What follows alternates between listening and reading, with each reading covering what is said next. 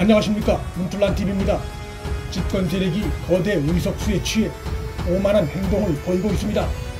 임성근 부장판사에 대한 탄핵 표결을 추진키로 했습니다.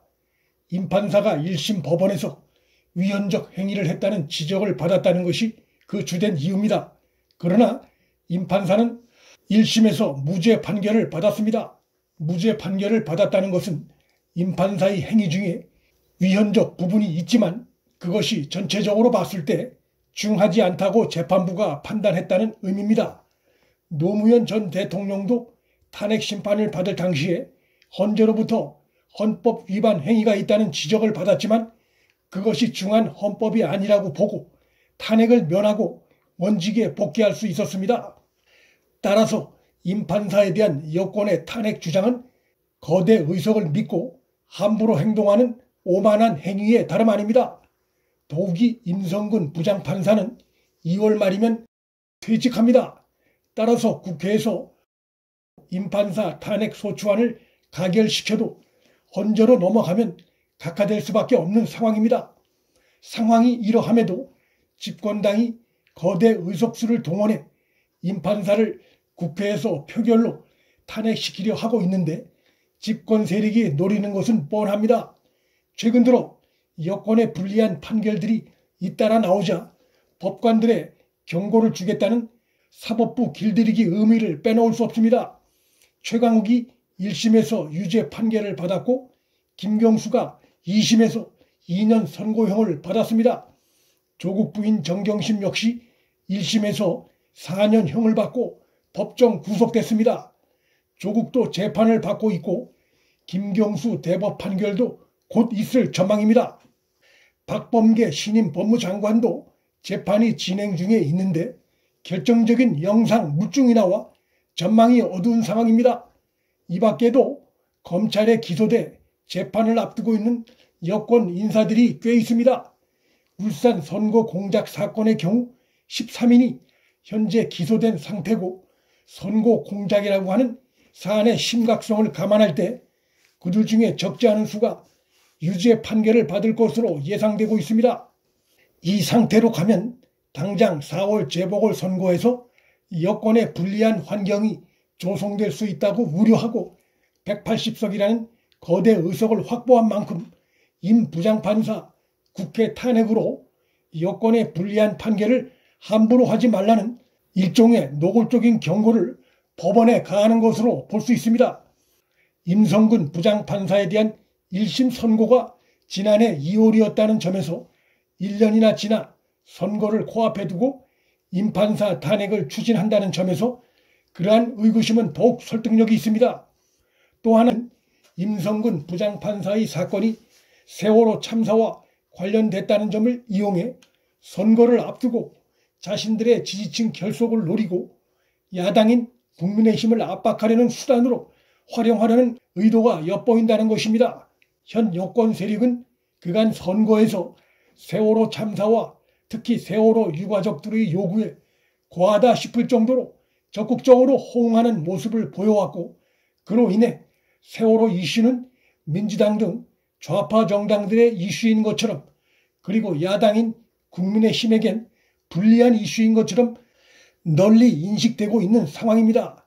민주당이 임 판사 탄핵 추진을 통해서 야당인 국민의힘이 임 판사 탄핵에 반대하면 세월호 참사 책임을 거부하는 세력인 양 몰아붙이려는 정치적 의도가 숨어 있다고 볼 수 있습니다. 박 전 대통령 세월호 7시간 의혹 기사를 써 시민단체로부터 박 전 대통령 명예훼손으로 고발된 산케이신문 가토 지국장에 대한 재판은 가토의 기사가 허위라고 결론을 내린 검찰이 그를 기소했고 법원이 가토의 기사가 허위라고 판단 내리면서 그의 기사가 국내 언론들의 보도를 전달하는 수준이었다는 점을 들어 무죄 판결을 내림으로써 일단락된 바 있습니다. 이때 임성근 부장판사가 가토 재판부에 관여한 구체적 행위는 국격을 높여야 하는 중요한 재판인 만큼 국가원수 명예훼손에 관한 부분을 판결문 작성에 강조해달라는 것이 주된 취지였습니다. 법원은 2020년 2월 임성근 부장판사의 이러한 행위가 위헌적 행위라고 판단하면서도 임 판사의 행위가 재판부에 실질적인 영향을 미쳤다고 볼 수 없다는 점을 들어 무죄 판결을 내렸습니다. 검찰이 1심 판결에 대해 즉시 항소함으로써 현재 2심 재판이 진행 중에 있습니다. 사건이 당시 서울중앙지법 형사수석부장이던 임 부장판사의 개인적 이해와 관련된 사안이 아닌 국가원수 모독과 관련된 사안이었다는 점, 또한 한일 양국관계에 영향을 미치고 있던 재판이었다는 점에서 임 부장판사의 당시 행동은 비난받을 소지는 있으나 한편으로 정상 참작의 여지가 충분히 있는 행위였다고 볼 수 있습니다. 따라서 퇴직을 한 달 앞둔 임 부장판사를 기어이 국회에서 탄핵 추진하겠다는 집권 세력의 행태는 선거를 앞두고 세월호 표심 결집과 여권에 잇따라 유죄 판결을 내리고 있는 재판부에 대한 사실상의 협박, 국민의힘이 적극적으로 반박하지 못할 것이라는 다목적이 깔려있는 것으로 볼 수 있습니다. 180석의 법여권은 국회에 이어 사법부까지 장악한 상태입니다.